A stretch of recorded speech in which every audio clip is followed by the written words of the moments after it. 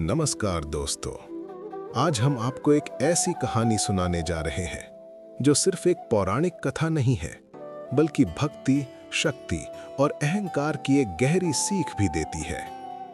ये कहानी है लंका के महान राजा रावण की और उसकी उस भक्ति की जो उसने भगवान शिव के लिए की थी। अक्सर लोग रावण को सिर्फ एक राक्षस के रूप में जानते हैं, लेकिन सच ये है कि रावण सिर्फ एक राक्षस नहीं था। वो बहुत बड़ा विद्वान था, चारों वेदों का ज्ञाता था, संगीत और ज्योतिष का महान पंडित था। लेकिन इन सब के साथ साथ रावण के अंदर एक और चीज थी, असीम शक्ति पाने की इच्छा। वो चाहता था कि पूरे ब्रह्मांड में उससे ज्यादा शक्तिशाली कोई न हो। लेकिन रावण ये भी जानता था कि अगर उसे ऐसी शक्ति चाहिए तो उसे भगवान शिव की कृपा प्राप्त करनी होगी, क्योंकि देवताओं में सबसे जल्दी प्रसन्न होने वाले देव हैं भोलेनाथ। इसीलिए रावण ने एक बहुत बड़ा निर्णय लिया। उसने तय किया कि वो भगवान शिव को प्रसन्न करने के लिए ऐसी तपस्या करेगा जिसे देखकर देवता भी हैरान रह जाएंगे। इसके बाद रावण अपनी स्वर्ण नगरी लंका को छोड़कर चला गया। वो घने जंगलों और पहाड़ों के बीच पहुंच गया।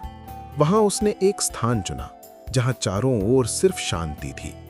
वहीं उसने भगवान शिव की तपस्या शुरू की। शुरुआत में रावण ने कई दिनों तक उपवास किया। वो घंटों तक आंखें बंद करके भगवान शिव का ध्यान करता रहता। धीरे धीरे उसकी तपस्या और कठोर होती चली गई।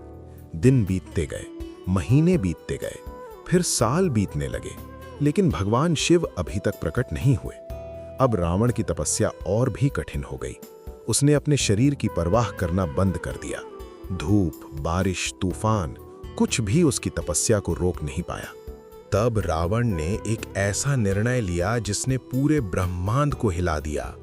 उसने सोचा कि अगर वो अपने शरीर का बलिदान देगा तो शायद भगवान शिव उसकी भक्ति से प्रसन्न हो जाएंगे। कहा जाता है कि रावण के 10 सिर थे और उसने एक एक करके अपने सिर भगवान शिव को अर्पित करने का निर्णय लिया।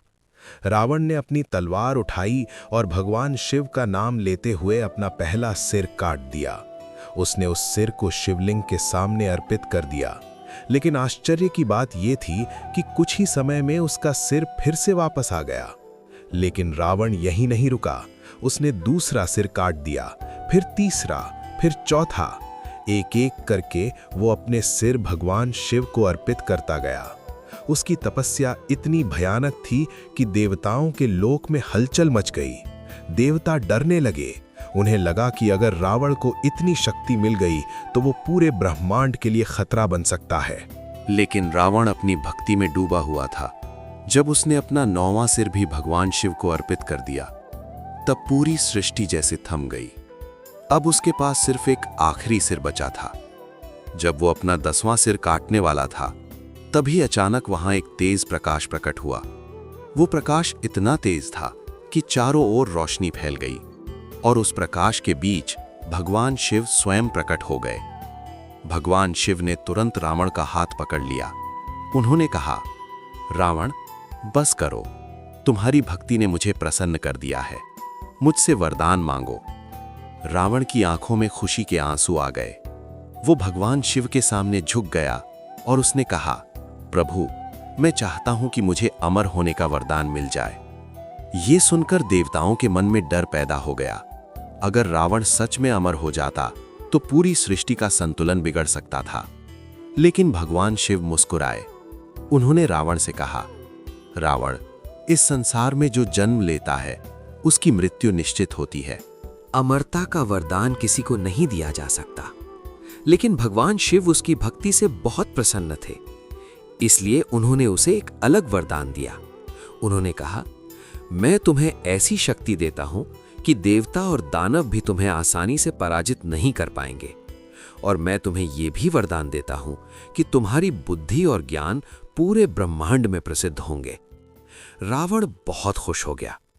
लेकिन उसी समय भगवान शिव ने उसे एक चेतावनी भी दी।